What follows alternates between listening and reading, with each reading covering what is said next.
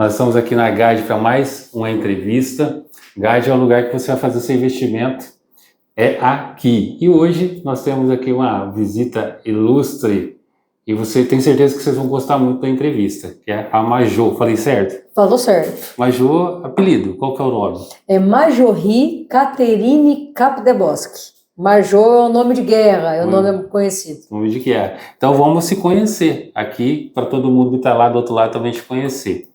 Você é nascido em Maringá? Sou maringaense pé vermelho, 35 anos de idade, casada, mãe de pet, ainda não tenho filhos. Maringaense raiz, apaixonada por esportes, né? Gosto muito de jogar, pode não parecer, mas eu gosto de jogar futebol. Apesar de que agora, ultimamente, a gente pendurou a chuteira por conta de tempo. Gosto de jogar tênis, de jogar beach tênis. E atualmente estou vereadora, sou empresária aqui em Maringá. Estou vereadora e primeira mulher da história, presidente da Câmara Municipal de Maringá. Que legal. E você falou assim que nasceu em Maringá, família numerosa, como que é? Eu sou a quinta filha, Ivan. Nós somos em 5 filhos. Depois de 4 filhos, 8 anos, eu fui nascer, raspinha do tacho, né? E veio aqui para encerrar a fábrica da família Capdebosque. Todo mundo unido? Todo mundo muito unido. Tenho a irmã mais velha que mora fora, mora nos Estados Unidos. Depois eu tenho uma irmã mais velha que atua na pauta do autismo, tem o Instituto Maringaense do Autismo aqui em Maringá. Depois eu tenho 2 irmãos que são um casal de gêmeos, meu irmão é empresário, minha irmã é psicóloga, também atua na pauta do autismo, e eu sou empresária, apresentadora de televisão e também vereadora aqui em Maringá. Qual que é o teu ramo? Você falou que é empresária, o que você faz? Eu tenho um quadro na televisão, na TV Maringá Band, chamado Mulher em Foco, mas o principal mesmo, eu tenho um e-commerce na área de roupas para de beach tênis. Legal, então tudo relacionado ao esporte, pelo jeito que você tem paixão. Eu gosto um pouquinho. E de onde que surgiu essa paixão pelo esporte? Desde criança, eu sempre fui uma moleca, como dizia minha avó e meus pais, né? Sempre fui muito ativa fisicamente, jogava futebol, andava de skate, brincava na rua, serelepe, assim, muito ativa fisicamente, né? E essa prática esportiva na cidade, jogava futsal, então eu viajava para competir, representei Maringá em muitos jogos, né? A nível estadual, fui campeã paranaense de futsal e por conta do esporte cursei educação física. Na educação física eu conheci a política, saí candidata, fiz mestrado acadêmico, fiz pós-graduação e então entrei para a vida pública. Já só nesse primeiro ponto aqui já vi um monte de coisa. Você fez educação física porque gosta de esporte, mas está na área de comunicação. E nesse meio tempo, assim, onde que surgiu ser vereador, assim, onde que deu esse start, assim? Não, eu não tenho vínculo político na família, né? Meus pais não são políticos, nenhum demérito também, se eu fosse, mas eu falo que a gente não escolhe a política. A política é propósito, é Deus que escolhe a gente e capacita para estar na política, Ivan. Durante toda a minha vida eu vejo que cada passo a passo, cada trajetória que eu tive me levou, né, a estar onde eu estou hoje. Na minha graduação em Educação Física é um curso muito político, pode não parecer, mas é um curso muito político. E foi lá que eu tive os primeiros contatos com política pública, com promoção da saúde, né, prevenção de doenças, atividade física nesse meio como um todo, e foi aonde então eu passei a acompanhar mais essa parte de políticas públicas. E aí veio o convite para sair candidata. Eu já acompanhava a sessão da Câmara Municipal, né, já estava envolvida politicamente. Falei, bom, se você já vai participar de sessão da Câmara, você participa do Conselho de Saúde, por que você não sai candidata, né? E aí, então, saí candidata em 2012, pela primeira vez, o bichinho picou, gostei bastante, e cá estamos. 2012 para 2025 foi uma jornada. Foi uma pernada, foram 12 anos, né, na luta, participando de corridas eleitorais, né, em processos eleitorais. Eu saí para vereadora em 2012, vereadora 2016, vereadora 2020, não entrei, fiquei primeira suplente. 2022 eu saí para deputada, com uma eleição mais de posicionamento, e 2024 vereadora, e aí sim eu me elegi. Então foram 12 anos, desde a primeira candidatura até a eleição de vereadora no ano passado. Você falou assim que é a primeira vereadora mulher a ser presidente da Câmara. Presidente da Câmara. Qual que é o critério para ser presidente da Câmara? É o vereador mais votado? Não, a eleição? Como que funciona? É até legal falar sobre isso, que as pessoas têm essa imagem, né, de que é o mais votado. Mas dentro da Câmara, Ivan, todo mundo é igual. independente do número de votos que você teve, dentro da Câmara é um órgão colegiado que nós falamos. O voto que todo mundo é o voto igual, voto O meu voto não vale mais que o teu voto não vale mais que o meu. Por mais que eu seja presidente, meu voto vale a mesma coisa do que os outros vereadores todos, estão lá dentro, é todo mundo igual, todo mundo um. Então, é feita uma eleição para escolher a mesa diretora da Câmara Municipal, que é o presidente, o primeiro vice-presidente, segundo e terceiro vice-presidente, primeiro secretário, segundo, terceiro secretário da Câmara Municipal. Então, os vereadores, entre eles, escolhem quem são os vereadores que farão parte da mesa diretiva. Então, quando eu me elegi presidente em março desse ano, nós tivemos 4 candidatos, né, para presidente da Câmara. Eu fui a mais votada com 18 dos 23 votos. É legal. E o que diferencia você ser presidente da Câmara dos outros, nesse sentido? Eu faço toda a administração da Câmara Municipal. Hoje a Câmara tem um orçamento de cerca de 70 milhões de reais, que eu administro esse orçamento da Câmara Municipal. A gestão de recursos humanos da Câmara, são quase 200 funcionários da Câmara, sendo cerca de 70 servidores efetivos, mais 18 servidores comissionados na Câmara, e a diferença são servidores no gabinete dos vereadores. Então, toda a gestão administrativa da Câmara sou eu que faço. Toda a pauta da sessão também passa pela presidência, enfim, essa parte tanto administrativa quanto política da Câmara passa pela presidência da Câmara. E como é que foi para você, assim, ganhar a presidência, assim? A gente precisa conversar muito com os vereadores. Porque tem um lado, assim, legal, bom, ganhei e tal, primeira vereadora a ser presidente mulher, mas aí tem o lado também dos pepinos, né? Muitos. Ivan, eu sou movida a desafio, né? Como o esporte é algo que participou, né, da minha vida desde sempre. O esporte não tem mimimi, né? Não tem. Você quer ter performance, tem que Você tem que buscar e fazer o seu melhor. Você vai ganhar sempre? Não, mas você tem que aprender com os erros, com as perdas e ir por frente, né? O esporte ensina muito isso pra gente. Então, é desafiador porque... além do mandato de vereadora, que eu preciso responder, a minha base, a quem me elegeu, proposição de leis, requerimentos, indicações, eu tenho que administrar a Câmara Municipal.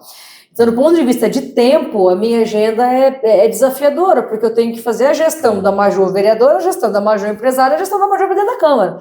Então, o nosso tempo fica mais escasso, né, mais desafiador. Mas eu tenho bons assessores, bons amigos que me ajudam nisso, né, nesse processo que ajuda a gente a tomar boas decisões e faça com que o caminho seja menos pesado no dia a dia. E sem rasgação de seda, tá? A sua assessora me atendeu muito bem. A gente tentou várias vezes, mas que bom que deu certo.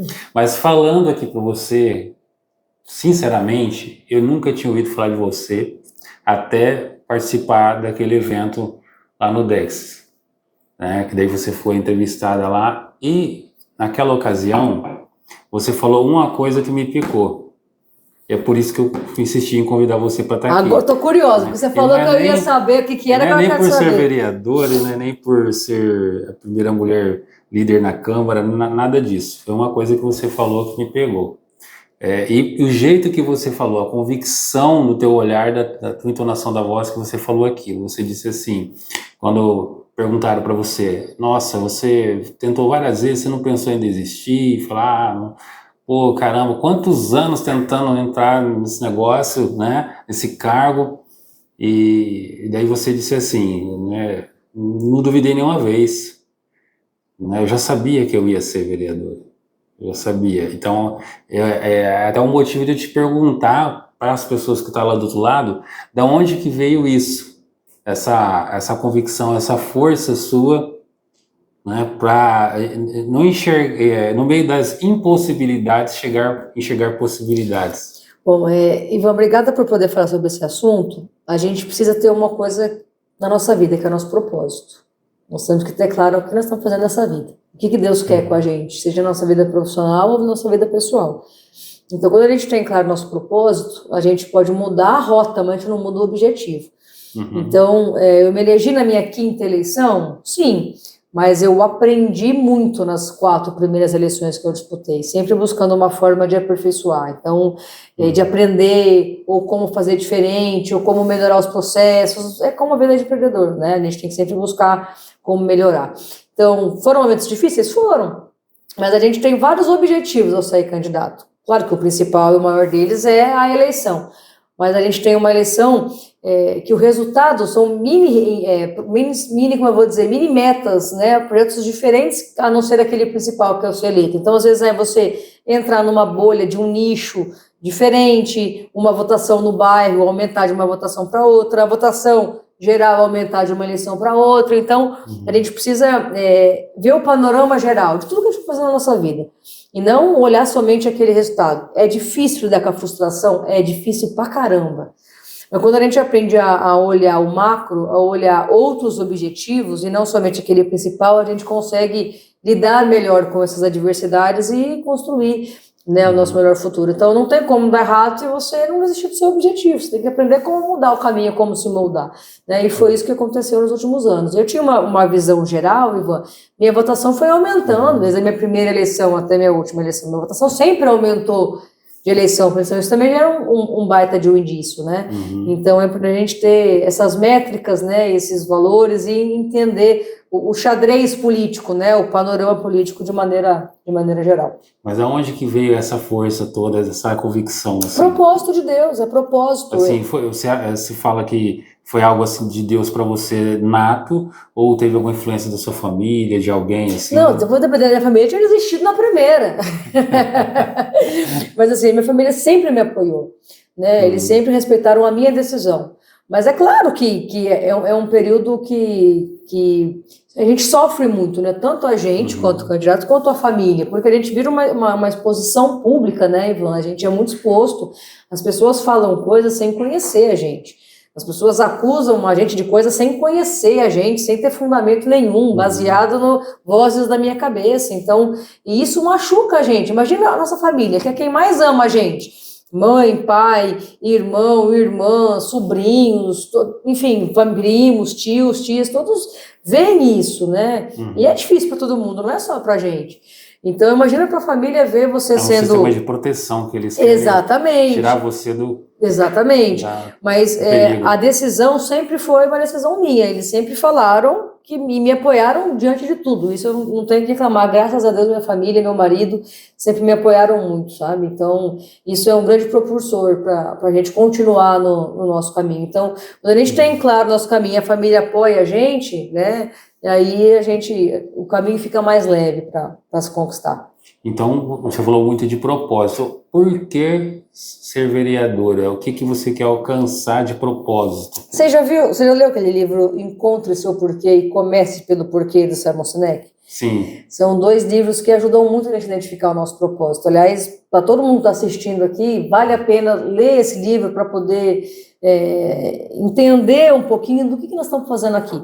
Só que eu tive claro o meu propósito antes de ler esses livros. Depois que eu li esses livros, eu falei, poxa vida, é isso que Deus tem para a minha vida.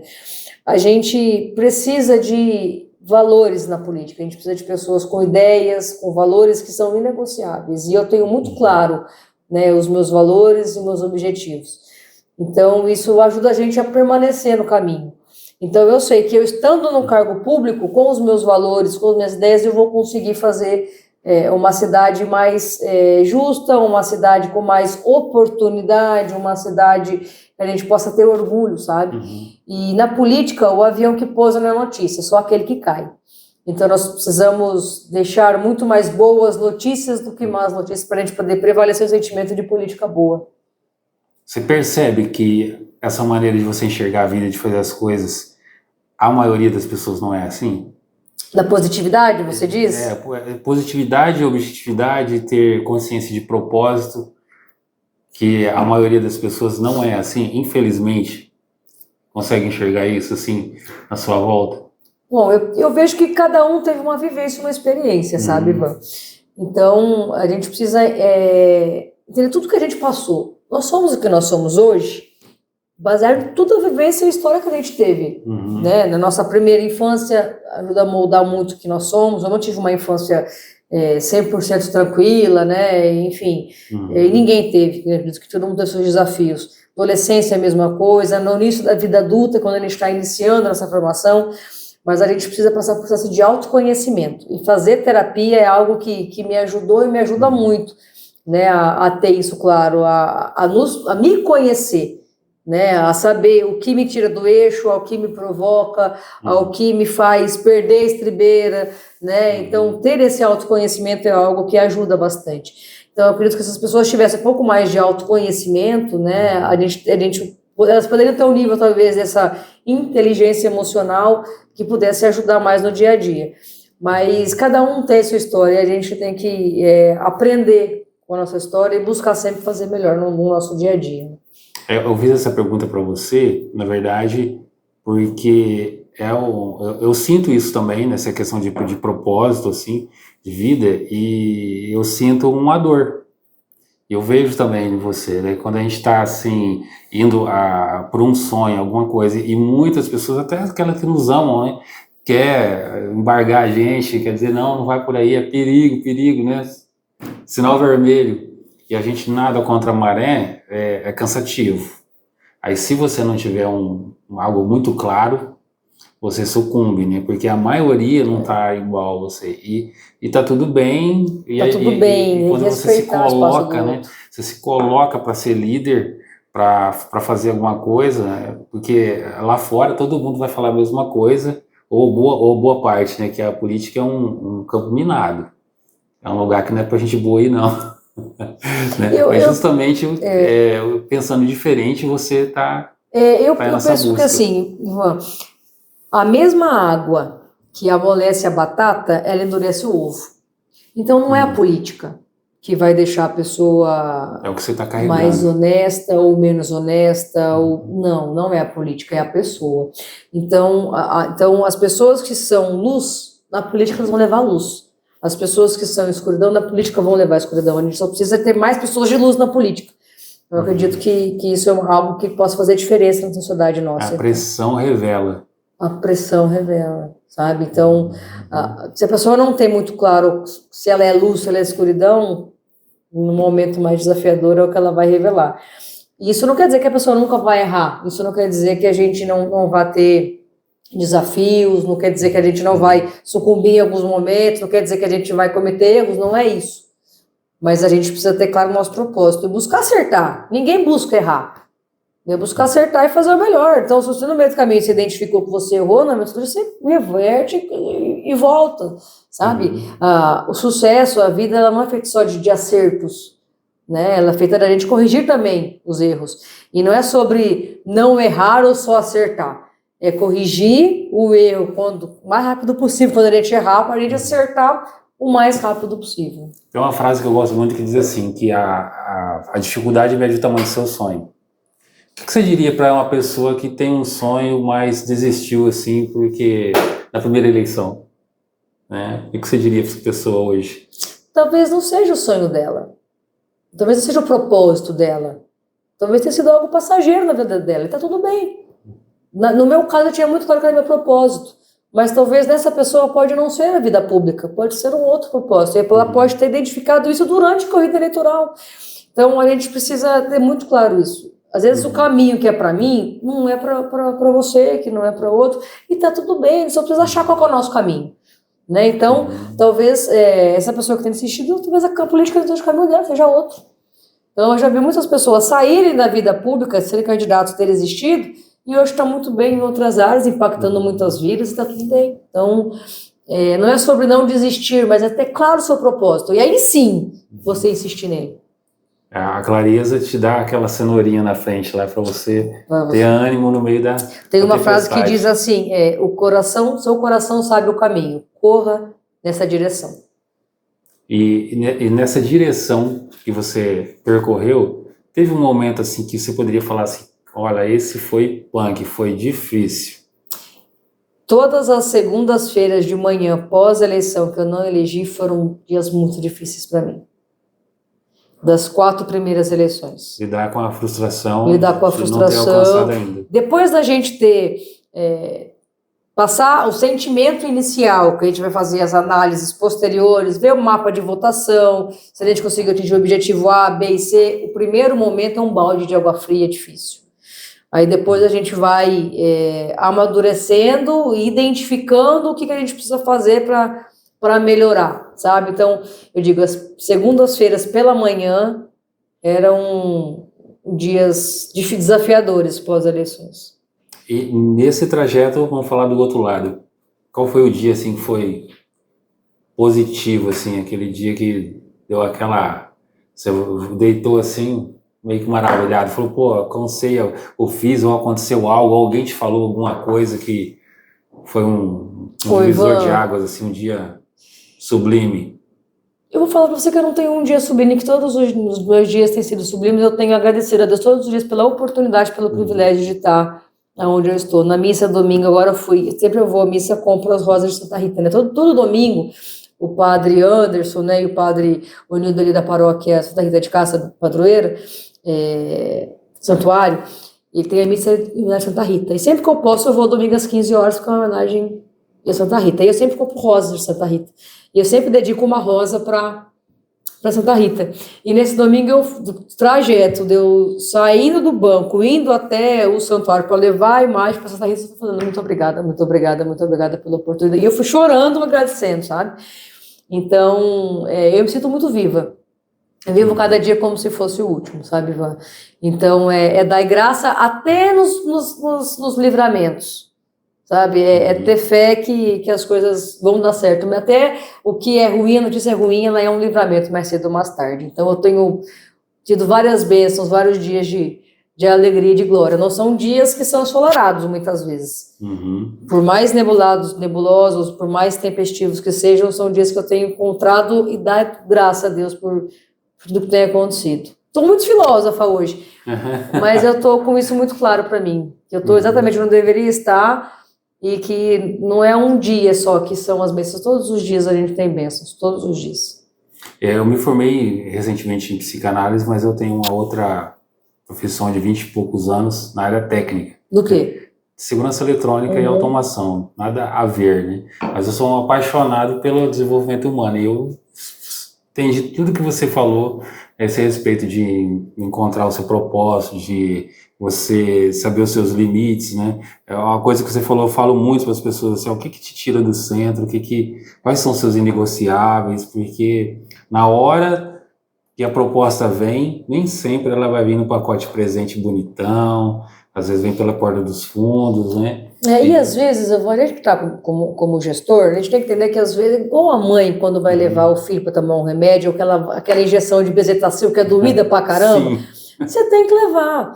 Então, a gente, por mais que a gente não goste, às vezes nós temos que propor e votar ações que a gente sabe que as pessoas vão entender como um remédio negativo, mas que, na verdade, são necessárias para as pessoas, porque as pessoas, às vezes, não têm a maturidade ou o conhecimento de entender o que aquilo é importante, né? E ser gestor, e ser político, faça muito por isso. Então, a gente precisa saber separar isso, entender quais são, o porquê que nós estamos fazendo isso. Poxa, por que eu estou votando isso? Por que isso é importante? Para que a gente possa até, depois, para falar com as pessoas, poder justificar e explicar isso, né? São coisas importantes. Nesses poucos 8 meses, teve alguma situação polêmica, assim, que você gostaria de comentar? Como você falou, de votação, assim, de algum assunto que pegou na mídia, assim, você poderia comentar? Olha, a gente teve alguns da Câmara de Vereadores, mas eu quero aproveitar para trazer um ponto que está mais recente, que é a respeito de um projeto de minha autoria, que vai, inclusive, para a pauta na terça-feira, dia 2 de setembro. Não sei quando que vai pro ar o programa, ou é ao vivo? Não é ao vivo, mas um dia vai ser. Então, dia 2 de setembro, às 9h30, vai estar em pauta o programa, no caso é amanhã, chamado Material Legal.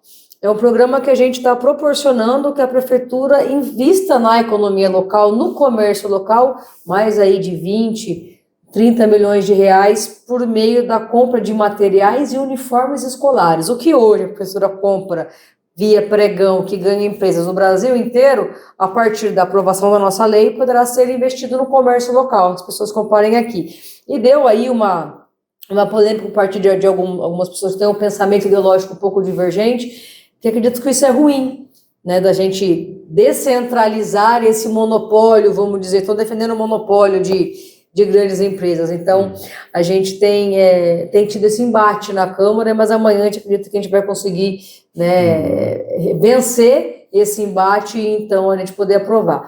Um outro ponto que nós vamos ter que discutir na Câmara Municipal e também vai para a pauta é a criação de uma autarquia que vai possibilitar a gente ter uma empresa de tecnologia na cidade de Maringá, pensando em soluções inovadoras. Isso ainda não está pautado na Câmara, mas está em tramitação na casa e com certeza vai dar aí um rebuliço legal aqui na cidade. Aí você gosta de um negócio polêmico mesmo, né? De colocar para frente. A gente faz o que precisa ser feito, Ivan. Nós fazemos o que precisa ser feito. Então, a gente estava passando por um momento bem desafiador na economia nacional. Sim. A gente precisa mudar a matriz econômica de Maringá. Então, nós precisamos buscar alternativas que vão ajudar Maringá a não perder sua arrecadação. Então, buscar formas que vai fazer o dinheiro circular aqui é o nosso principal objetivo. Se for fácil, não tem graça. Não tem graça. Como diria meu técnico de futebol quando eu era criança, de futsal, o Marcinho, aliás, um beijo pro Marcinho, que é moleza, come gelatina. E você, nessa época de criança, tal, assim, andando de skate e tal, quebrou alguma coisa? Nunca. Nunca quebrou nada? Subi muita árvore, já perdi muito tampão de dedo no pé jogando bola no asfalto da rua da minha casa, nunca quebrei nada.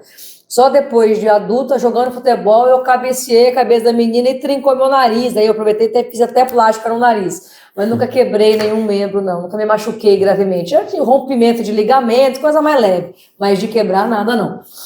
Mas, Ju, fala pra mim, assim, o que você falaria para essa criança? Se você pudesse sentar do seu lado, você lá, 10 anos, talvez... Você sentasse assim, o que você falaria para ela? Diante do que você já viveu, que você já conquistou até agora, sabendo o que aquela menina pensava, o que você falaria para ela? Eu acho que eu tranquilizaria ela, daria um abraço e falaria, continua que vai dar certo. Não desista. Vai ficar tudo bem. Não desista. Leia os livros do Simon Sinek. E se fosse para pensar assim, você daqui a alguns anos, 40 anos para frente? Daqui 5 anos? Não, mais. Mais, daqui 40 10 anos. Não, eu tenho 35. Não, eu tenho 35. Então daqui 5, daqui 10 eu tenho 45. Seria isso profissionalmente? Tudo. Pessoalmente? O que você diria para essa pessoa no futuro? Eu acho que eu acredito que eu reafirmaria. É só ter fé que vai dar certo, né?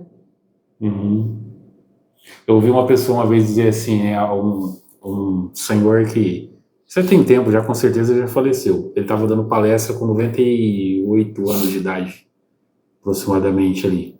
Aí perguntaram para ele qual que era assim, a força que ele tinha, de onde que vinha para acima dos 90 e tantos anos, ele tá ali ainda comandando uma plateia, né, de aproximadamente 800 a 1000 pessoas. Ele falou, é só não morrer antes.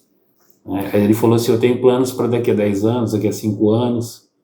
Então, se a gente não tiver planos, a gente perde sentido da vida. Perde sentido, né? E eu vejo isso muito forte em você. Eu costumo dizer assim, até falei aqui naquela palestra, eu não sei aonde eu quero chegar. Eu sei onde eu vou chegar. Então, a gente precisa ter isso claro na nossa vida, sabe? Aonde nós vamos chegar, porque daí não importa a tempestade, não importa o que vier, a gente vai encontrar outra forma de fazer acontecer. Não tem como dar errado se você não desistir. Isso aí, não parar nunca. Não parar nunca. Mas também você tem que fazer para merecer, né? Não adianta a gente só ficar orando para dar certo e não agir, né? A palavra já diz, é oração. Você ora, mas você age. Né? Porque senão a gente fica aí, quando a gente faz o marketing da esperança nas empresas, né? Fica esperando e orando para chegar cliente. Você tem que orar e você tem que agir. Tá tudo nessa vida. Pede, mas age. Pede, mas age. E perguntar outra coisa para você. Assim, o que as pessoas mais pedem para você, assim, você está hoje num cargo público, o que você mais vê nas pessoas, assim, chegando para você e pedindo alguma coisa, alguma demanda, ou que você vê uma necessidade, assim, que é latente? Olha, as pessoas, elas se preocupam muito com aquilo que está afetando ela naquele dia a dia. Então, difere muito, às vezes, da sua necessidade para a necessidade do outro e assim por diante, né? O que a gente percebe? questões de saúde são questões que afetam muito as pessoas, né? Às vezes, pedido, né? Tem algum protocolo na saúde para alguma consulta que fica muito tempo sem até ser atendido. Porque a saúde, ela é complexa porque ela tem parte que é administrada pela prefeitura, parte do governo de estado e parte do governo federal. Então, a gestão da saúde é algo complexa, né? Então, o que o prefeito, a gestão municipal tem controle é as coisas que a gente consegue dar mais celeridade para andar. Quando fala de governo de estado, governo federal, as coisas complicam um pouco mais. Então, na questão de saúde e educação é da mesma forma, a gente tem parte que é municipal, parte que é estadual, parte que é federal, são duas áreas bem complexas, né? Uma outra área que as pessoas também têm bastante demanda é relacionado a serviços de limpeza pública, zeladoria, que é o buraco na frente da casa, né? Que é a árvore na frente da casa ou na frente do negócio. Então, essas são as principais áreas que as pessoas tendem, né, a reclamar. No geral, o maringaense sabe que se ele não acordar cedo e não for trabalhar, meu querido, as boletas não se pagam sozinho, não. Então, o maringaense é um povo que não reclama por reclamar. Ele reclama do que faz sentido para ele está precisando daquilo realmente. Então, a gente precisa atender que aquela realidade precisa ser atendida. Então, nós temos que pensar ações que vão prevenir isso, que vão ajudar a não ter esses problemas, né? Agir com um pouco mais de inteligência na gestão pública é algo que vai fazer diferença aí na cidade de Maringá. Eu conheço algumas pessoas que moram fora do país e às vezes vêm aqui para a cidade para fazer alguma coisa, algum tratamento. Em outros países não tem. Ainda assim, então, Ivan, a realidade de Maringá, seja na saúde, na educação, na zeladoria pública, é referência para o Brasil. Muitas vezes a gente, claro que tem muito que melhorar, tem muito que melhorar, a saúde, a educação, a segurança, mas cidades do mesmo porte de Maringá não estão nem perto de Maringá na sua qualidade. Salve um aspecto ou outro. Então, assim, a gestão de políticas públicas de Maringá, seja no sistema de saúde, na educação pública, seja de infraestrutura da educação, qualidade do ensino, Maringá está muito bem, né? Então, a gente tem sim o que melhorar, temos, e sempre vamos ter o que melhorar, mas a gente não é o caos que muitas pessoas tentam pregar e instaurar, mas sim, nós temos que melhorar e nós estamos aos poucos trabalhando aí para poder ajudar isso no dia a dia. Então, eu quero dar um testemunho a respeito disso, tá? Há 5 anos, exatamente nesse dia, eu estava muito mal. Eu estava com a febre no talo e há mais de 18 horas. Aí eu fui internado no dia 3 de setembro, no HU. Fui extremamente, muito bem tratado lá, mas eu fiquei 13 dias entubado, né, no Covid. Fiquei 13 dias entubado e e assim, o que eu acho interessante, falando até um pouco usando um pouco desse pano de fundo que é a psicanálise, você fazer terapia e tal, né, coach, foi uma coisa que me ajudou muito dentro daquela UTI, sabe, mas eu vi os profissionais assim, eu estava na posição mais baixa, né, que estava ali deitado, a pessoa estava em pé, mas ela não olhava para mim, o profissional assim, coitado, ixi, vai morrer, né? Depois que eu saí dali, uma enfermeira falou assim, nossa, eu achei que você ia morrer, mas graças a Deus que você está bem, né? Mas naquele momento eles não passam nada daquilo assim, então é um testemunho de que está dando certo, né? Que as pessoas são bons profissionais, me atenderam muito bem. Tanto que eu estou aqui vivendo a Silva, né? Porque realmente foi punk, foi um dia difícil. Essa emergência, né, sanitária que nós tivemos aqui no Brasil, no mundo, né, em 2020, eu vejo que foi um divisor de águas na história da humanidade, sabe? Parece que é um país, né? É um povo antes e um povo depois desse marco. Acabou criando um marco temporal, sabe?